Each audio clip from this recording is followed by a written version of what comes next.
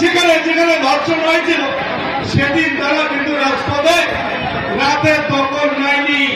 মণিপুরে 1 বছরের উপর ধরে মা বোনদের ধর্ষণ করা হচ্ছে, রাস্তায় উলঙ্গ করে প্যারেড করানো হচ্ছে।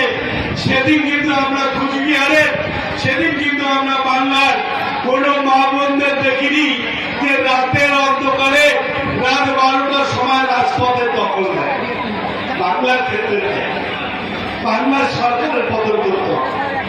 2024-এর লোকসভা নির্বাচনে বাংলার মানুষ বুঝিয়ে দিয়েছে তৃণমূল কংগ্রেস ছাড়া বাংলায় বিজেপি এবং বামফ্রন্টের কোন অস্তিত্ব নেই।